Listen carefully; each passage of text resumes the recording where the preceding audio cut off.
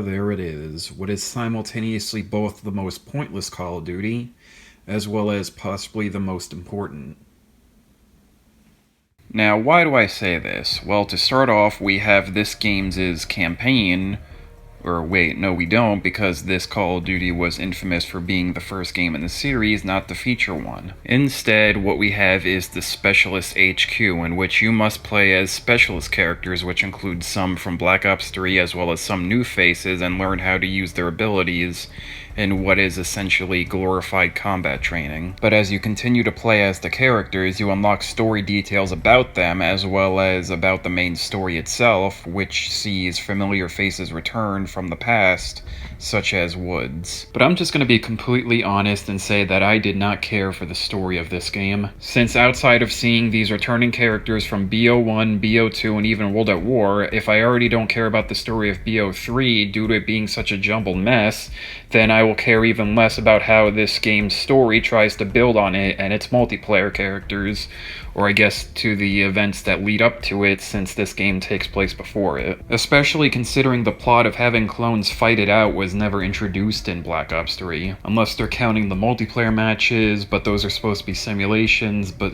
it just doesn't make sense. It's all dumb. At the end of the day, the plotline is just an excuse to have returning characters. But with the pointless campaign out of the way, we now have the innovative multiplayer. Well, I say innovative, but it's literally just Call of Duty trying to ape off of what was popular at the time, which was hero shooters, with specific characters having specific abilities, with a medic who can drop down better bullets or boost the health of the entire team, or a defensive guy that can put down razor wire or a radioactive shield. And well, to be perfectly honest, they didn't really change the game that much. They were just kind of like extra kill streaks that you would get. I mean, literally one of them was a kill streak, one of them was the freaking war machine that you could get. But I mean, other than that, it's literally just your standard Call of Duty fare. You know, 3-lane maps, SMGs dominate, and pick 10 system. I mean, heck, I'm struggling to remember if this game even brought in any new game modes. The only thing that comes to mind is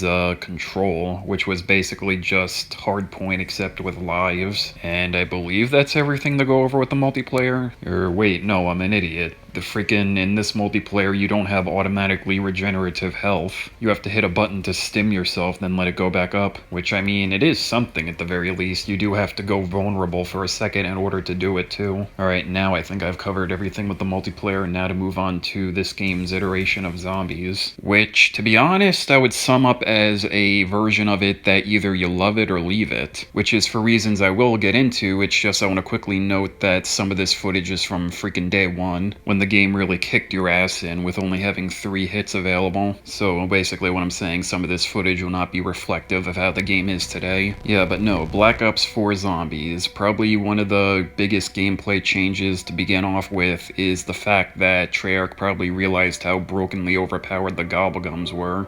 So then instead you have the potions in this game. Are they potions? Which are just, well, severely nerfed Gobblegums, but for the most part, they're just the same. But to make up for that, you have now the ability to make your own classes and choose what weapons you start with and like what equipment and whatever else. Including a new gameplay feature in which if you get enough kills, you could pull out a special weapon that's always on you and just wipe out all the zombies that are near you. Whether it be a death machine, a flamethrower, or the new and improved DG5s. But for the most part, that's really all the major gameplay changes here. Outside of the little nitpicky things like the fact that you need to pack punch your weapon 5 times now in order to get it to full power, or the fact that you only get a certain amount of money when killing a zombie. Oh, and I guess the fact that perks have been reworked to where you actually choose them in your creator class and just go and get them, instead of them all being available on the map at the same time. So then that brings up the question of where does the leave it come into play? That is because Treyarch decided to do something different with this game, which was start a brand new zombies storyline, the Chaos Chaos storyline to be exact. A story in which 4 new characters were trying to save a man from an evil cult. Of course, that's a very simplified version of it, but that's basically what it is. And their journey would see them going from the freaking sinking Titanic to all the way to ancient Greece and even a gladiatorial arena. But I suppose its existence still doesn't completely answer the question, especially considering that the Ether storyline was not completely ditched in this game. And well, I'm just going based off of what I know. This could be completely wrong, but I'm just going to try it anyway. To my knowledge, the way this game was supposed to go was that the Ether storyline was supposed to end at Blood of the Dead, which was the first map that was released into this game, while the main focus was supposed to go onto the Chaos storyline. But the fans did not like that at all. But I guess more importantly, neither did Activision. So Treyarch was forced into making more Ether maps and kind of just sidelining the Chaos story. So much to the point that it literally just ends with a cliffhanger that will never probably get resolved. And I guess I gotta say that the saddest part is the most ironic as well, is the fact that in Black Ops 4 at least, all the Chaos maps are so much better than all the Ether maps, for the most part at least. Classified versus Dead of the Night might be the only exception. But even saying that, another knock against all the Ether maps is that they're literally all remakes, whereas all the Chaos maps are all brand new stuff. God, this game was a mess in the end. But to quickly wrap this section up, zombies will be fought, new wonder weapons will be obtained, new Easter eggs need to be done, and new special types of enemies need to be fought. And just to reiterate, the zombies in this game isn't bad, it's just that if you look at it overall compared to Black Ops 3, it's definitely a significant drop in quality. But with that done, we now move on to the 4th and final game mode within Black Ops 4, known as Blackout. And this is the big breakout mode for this game because this is Call of Duty's first take on its version of a battle royale, which I believe to this day is still like the #1 most popular gaming genre right now. And before we jump right into this, I just want to quickly state again that this is day 1 footage, so stuff is definitely going to be outdated. Like the big 3 I could think of are the fact that you can't repair your armor,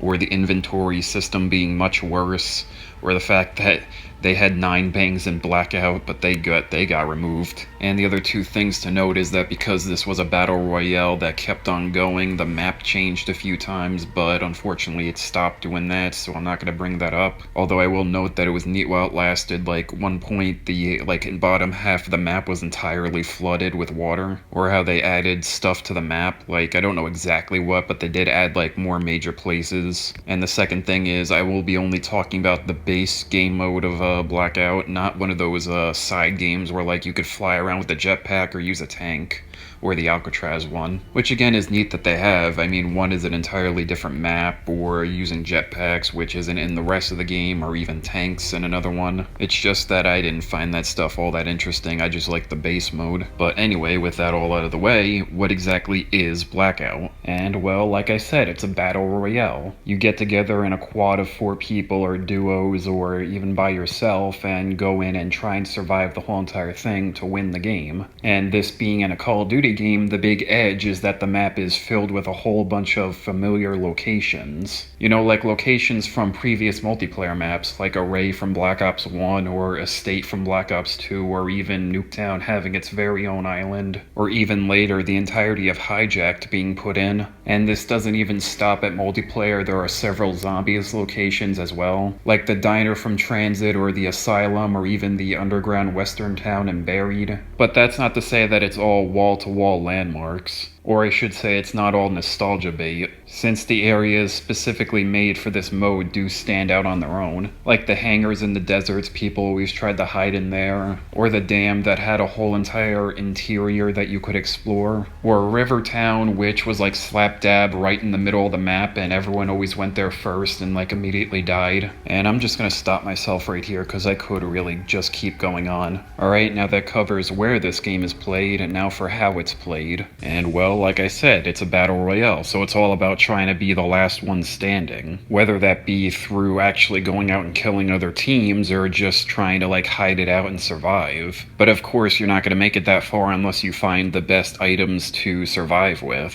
Whether that be an assault rifle, or an SMG, or even a shotgun or sniper rifle. And then on top of that, you might want to go out and find some attachments for those weapons, like a scope or an extended mag. Healing items as well are a must. You need to keep a couple of those on you. But when it comes to the big unique items in this mode, it's probably going to be the perks and the equipment. You know, like perks being the perks from multiplayer you could pick up, and when you activate them, you get like a minute of dead silence. Or one of the ones that was unique to this game mode, Paranoia, which made noises whenever someone was aiming at you. Then we have the equipment, which is like the normal grenades, concussions, and smokescreen, and whatever else. But then you get the really good stuff, like a drone that you could fly, or an RCXD that you could drive to like spy on people. Or I guess I really should say scout the area out. Or the grapple gun, which was always useful to get to higher locations. Or get yourself out of a jam. Or heck, you could even get something as random as a monkey bomb. Now that covers all the equipment, but of course the better stuff was much harder to find. You know, like stuff like the best armor in the game, or a weapon that came with all the attachments, or even the freaking ray gun. And in order to find all the good stuff, you had to be willing to search around for like giant loot crates. Or risk yourself to go after a supply drop that always spawned in after the circle started to close. Or even go to one of the zombies' locations and fight off a horde of zombies in order to unlock the mystery box. So yeah, there was a lot of risk for a huge reward. Anyway, that wraps up all the equipment. Now for the last thing, which was the vehicles that were available in this. Ranging from like the standard ATV that you only could have 2 people on but it was really fast, to the truck that could have your whole entire team but it was really slow, or the boat that really wasn't anything special. I mean, it was just a boat. But then there was my personal favorite that I tried to get every single match, which was the helicopter. Because I mean, come on, with a helicopter you could literally go anywhere on the map. Although you definitely were an easy target. Alright, that covers the vehicles, so now for the real last thing that I can't believe I almost forgot about. That being the many different characters and emotes you can get in this mode.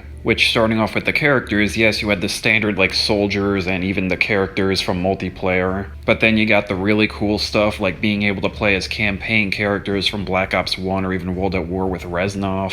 And they even added in freaking zombies characters into there. And this was just really cool. They all had voice lines, and they even had like small conversations if you came in with certain characters. And another really cool thing about them was that although yes, some of them was unlocked through the battle pass, a good chunk of them were actually unlocked in Blackout itself. Like you had to go out and find their items at specific locations. Like Woods' headband or Reznov's Ushanka hat. And then once you found them, you had a set of challenges to complete. Like if I remember correctly, to unlock Mason, you needed to get his item. I honestly don't remember where it was. And then after that you had to make your way to a ray to hit like X on a computer, and then that computer would send out the numbers, and then like for the rest of the match you would have like numbers floating all around you. So yeah, the character selection was really awesome. And then you had the emotes, which were very over the top, but they clearly had a lot of work put into them. With them like drinking a perk, or there being a whole bunch of different dances, or even like throwing down a touchdown. I mean, there's just something so novel and funny about the idea of Reznov breaking it down. And well, that's kinda everything I have to say about Blackout. It truly was a great first attempt at a battle royale for Call of Duty. And I would imagine that Infinity Ward took notes from it to create Warzone. You know, like Blackout walked so Warzone could run. And just to be perfectly honest, I'm gonna stop beating around the bush and just do the inevitable comparison between this and Warzone. Or maybe just less a comparison and more just me talking about why I prefer Blackout. And well, this is for 2 main reasons I can currently think of. The first of which is that I prefer the more slower pace that Blackout has, when compared to Warzone, where it feels like you always need to be constantly moving. And because of that, these 2 game modes have 2 completely different play styles. One where it's all about fortifying your position or trying to infiltrate an enemy position, while the other is all about just chasing down your enemy. I guess another way to look at it is that Blackout is a game of deadly hide and seek, and it turns into a tense game of trying to find each other because the first person to find the other person is gonna kill them, while Warzone just feels like a bigger multiplayer match. Especially more so when we get into my second reason, which is there being no respawning in Blackout. Yeah, no, if you die, that's it, game over. Although I will say that you can be revived, but 9 times out of 10, they will finish you off. There is no prisoners taken. Unlike in Warzone, which has the Gulag, where you go on a one-on-one versus someone else in order to fight for redeployment. And although I haven't played Warzone in a good while, I'm pretty sure you could do this multiple times. But regardless of how many times you can come back, it's still a second chance. And because of that, your engagements in Warzone kind of come off as less suspenseful and tense, since in the back of your mind you know that if you screw up here, you might get a chance to come back. Whereas in Blackout, you know if you make one wrong move, your game is over. And I know this is the type of stuff that comes down to preference, but I just find it more fun to try and survive on one single life than on multiple. But I guess at the end of the day, both of these are good game modes at the very least. And I guess I'm just petty about the fact that the one that I'm not particularly in love with went on to become the gold child for Call of Duty, while the one I do love kinda went into obscurity. But hey, that's just the way it is. It was fun while it lasted. Anyway, that wraps up the comparison as well as the review as a whole. So yeah, on its own, this is a good solid game. It's just that when compared to the rest of the series, its shortcomings become more apparent, and because of that, it gets lost into the shuffle.